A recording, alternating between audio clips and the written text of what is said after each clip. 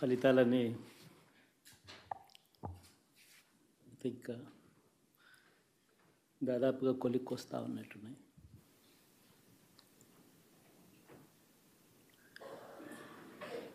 చూసిన ఫలితాలు జరిగిన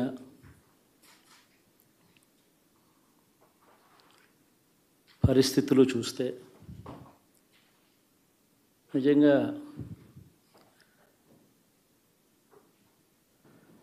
ఆశ్చర్యంగా కూడా ఉన్నాయి.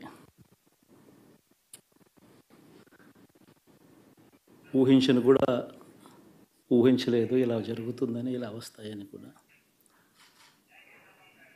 బట్ ఎస్,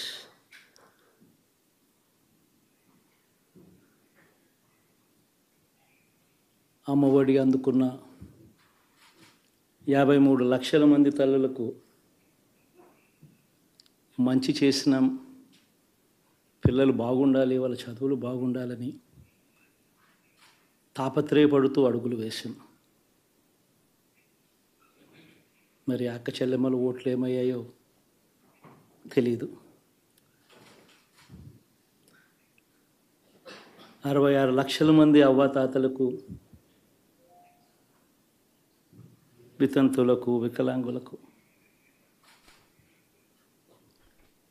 గతంలో ఎప్పుడు జరగని విధంగా మంచి చేశాం. వారి కష్టాల్లో తోడుగా ఉంటూ, వారి కష్టాన్ని అర్థం చేసుకుంటూ, వారి ఇంటికే పంపించే వ్యవస్థను సైతం తీసుకొస్తూ, గతంలో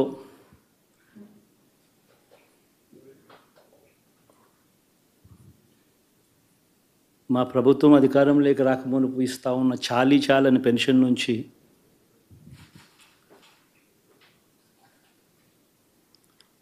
ఎంతో మంచి చేస్తూ అడుగులు వేసినా కూడా ఆ అవ్వాతాతలు చూపిన ఆప్యాయత ఏమైందో కూడా తెలియడం లేదు. దాదాపుగా 1,05,00,000 మందికి, పొదుపు సంఘాల అక్క చెల్లెమ్మలకు మంచి జరిగిస్తూ వారి కష్టాలనే మా కష్టాలుగా భావిస్తూ ఇచ్చిన ఏ మాట తప్పకుండా అన్ని రకాలుగా వాళ్ళకు అండగా ఉంటూ ఆసరాతో తోడుగా ఉన్నాం. 0 వడ్డీతో సైతం అండగా ఉన్నాం. చేయూత సైతం తోడుగా ఉంటూ నిలిచాం. మరి ఆ 1,05,00,000 మంది అక్క చెల్లెమ్మల ప్రేమాభిమానాలు ఏమయ్యాయో తెలియవు. 26 లక్షల మంది చేయూతను అందుకుంటున్న అక్క చెల్లెమ్మలు, వారి ఆప్యాయత ఏమైందో తెలీదు.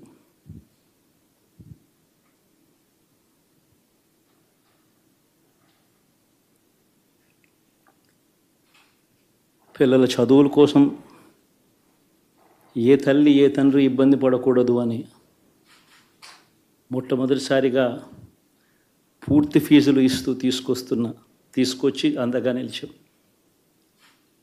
చదువుల్లో ఎప్పుడూ చూడని మార్పులు తీసుకొచ్చాం. దాదాపుగా 12 లక్షల మందికి సంవత్సరానికి మంచి జరిగిస్తూ ఆ పిల్లలు, ఆ తల్లుల అభిమానం ఏమైందో కూడా తెలియదు.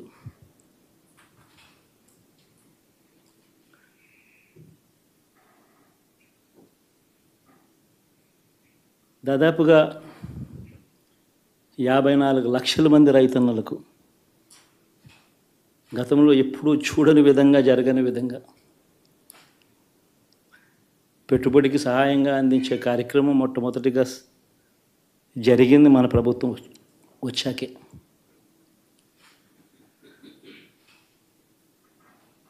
మరి అంతగా రైతన్నలకు తోడుగా ఉంటూ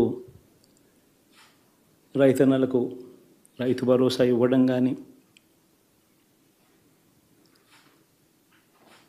సమయానికే వారికి ఇన్పుట్ సబ్సిడీ ఎప్పుడు జరగని విధంగా సీజన్ ముగిసేలోగానే ఇచ్చే కార్యక్రమం కానీ, ఉచిత ఇన్సూరెన్స్ కానీ, పగటిపూట 9 గంటలు ఇచ్చే కార్యక్రమం కానీ, ఉచిత విద్యుత్ ఇచ్చే కార్యక్రమం కానీ, మరి ఆ 1,00,00,000 మంది రైతన్నల ప్రేమ ఏమైందో తెలీదు.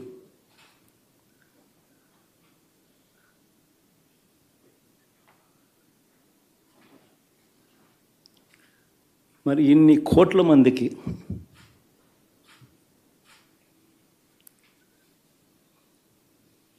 పేదవాడికి తోడుగా ఉంటూ ఆటో డ్రైవర్లు నడుపుకుంటా ఉన్నవాళ్ళు ఆటోలు దోలుకుంటూ టాక్సీలు దోలుకుంటూ ఇబ్బంది పడకూడదని వారికి అండగా ఉంటూ ఓ వాహనమిత్ర, నేతన్నలకు అండగా ఉంటూ ఓ నేతన్న నేస్తం, మత్స్యకారులకు తోడుగా ఉంటూ మత్స్యకార భరోసా,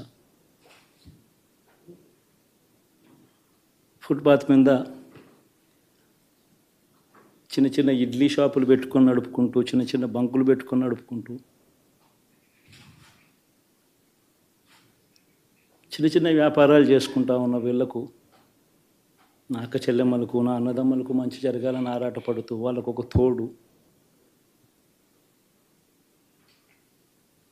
నా రజకులకు, నా నాయి బ్రాహ్మణులకు, నా టైలర్లకు అని అండగా ఉంటూ వారికి ఒక చేదోడు.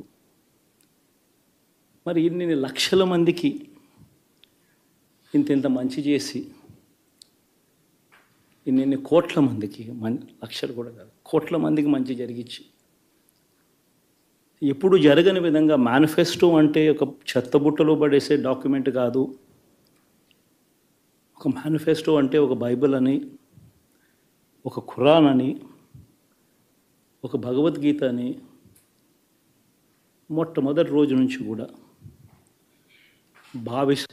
భావిస్తూ ఏకంగా 99% వాగ్దానాలు అమలు చేసి అంతే చిత్తశుద్ధితో ఆ మేనిఫెస్టోను కూడా అక్క చెల్లెమ్మల ఇంట్లోకి తీసుకొని వెళ్ళి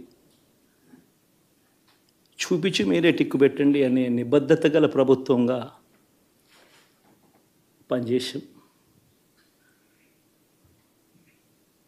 ఇప్పుడు జరగని విధంగా పిల్లల చదువులు, పేదరికం పోవాలి అని అంటే పిల్లల చదువులకు క్వాలిటీ ఎడ్యుకేషన్ అవసరం అని మొట్టమొదటిసారిగా ఇంగ్లీష్ మీడియంను వ్యతిరేకిస్తున్న వాళ్ళందరూ పెత్తందారులతో యుద్ధం చేసి సైతం పిల్లలకి ఇంగ్లీష్ మీడియం తీసుకొని రావడమే కాకుండా టోఫుల్, ఐబీ లాంటి కళలు కూడా కలం. ఆ పేద పిల్లలకు అండగా నిలబడాలని, తోడుగా ఉండాలని, వారి చరిత్రలు మార్చాలని, ఎప్పుడు చూడని విధంగా గ్రామ స్థాయిలోనే సచివాలయ వ్యవస్థ, వాలంటీర్ల వ్యవస్థ తీసుకొచ్చి ప్రతి ఇంటికి సేవను అందించే కార్యక్రమం చేశాం. వివక్ష లేకుండా, కరప్షన్ లేకుండా దాదాపుగా 2,70,000 కోట్ల రూపాయల పైచిలకు ఇంటి వద్దకి అందించగలిగాం.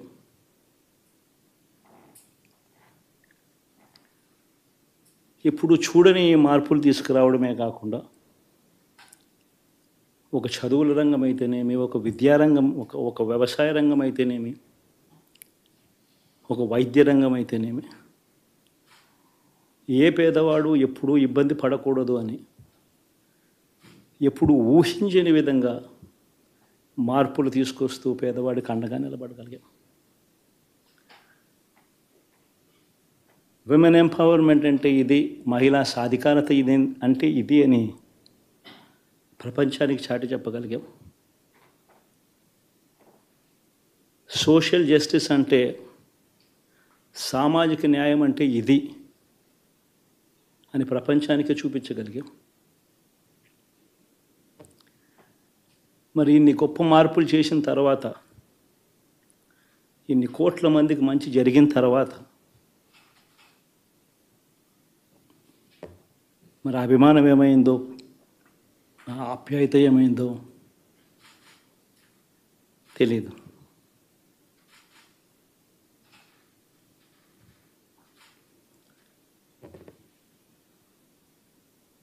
ఎవరో మోసం చేశారో, ఎవరో అన్యాయం చేశారో అని చెప్పి అనొచ్చు, కానీ ఆధారాలు లేవు.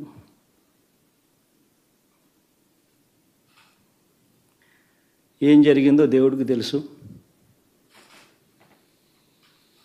పెద్ద నేనైతే చేయగలిగింది ఏమీ లేదు.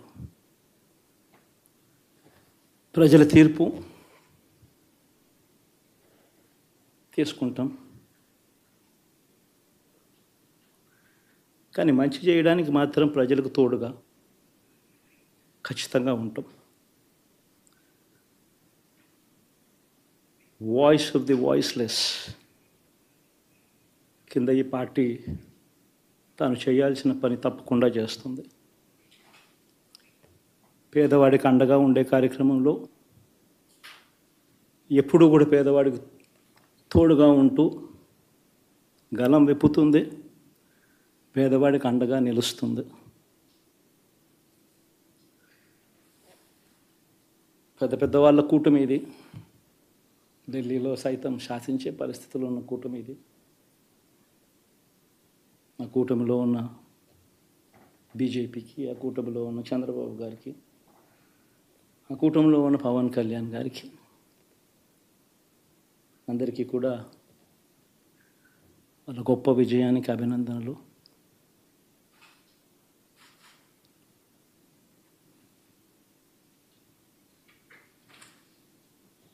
ఓడిపోయినా కూడా నా ప్రతి కష్టంలో కూడా తోడుగా అండగా నిలబడిన నా ప్రతి నాయకుడికి, ప్రతి కార్యకర్తకు, ప్రతి వాలంటీర్కు, ప్రతి ఇంట్లో నుంచి వచ్చిన ప్రతి స్టార్ క్యాంపెయినర్గా నాకు తోడుగా నిలబడిన నా అక్క చెల్లెమ్మలకు, అన్నదమ్ములకు,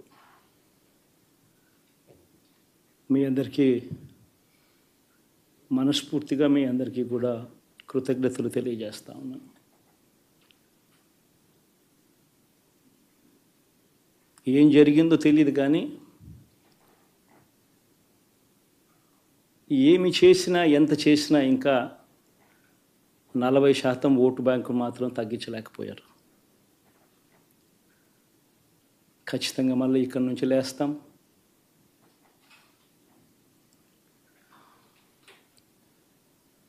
మళ్ళీ ఇక్కడి నుంచి గుండె ధైర్యంతో నిలబడి మళ్ళీ లేస్తాం.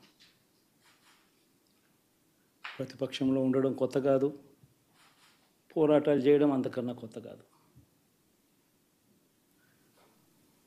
నా రాజకీయ జీవితం అంతా కూడా ప్రతిపక్షంలోనే గడిపా, ఈ 5 సంవత్సరాలు తప్ప. పోరాటాలే చేశా. రాజకీయ జీవితంలో ఎవడు చూడని కష్టాలు కూడా అనుభవించా.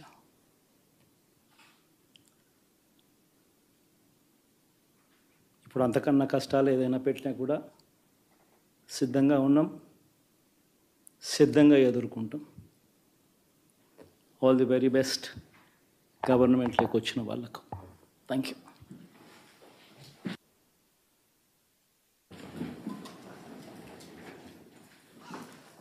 ఎలా ఉండబోతుంది కొత్త పత్ర? విధంగా జరగని విధంగా పెట్టుబడికి సహాయంగా అందించే కార్యక్రమం మొట్టమొదటిగా జరిగింది మన ప్రభుత్వం వచ్చాకే.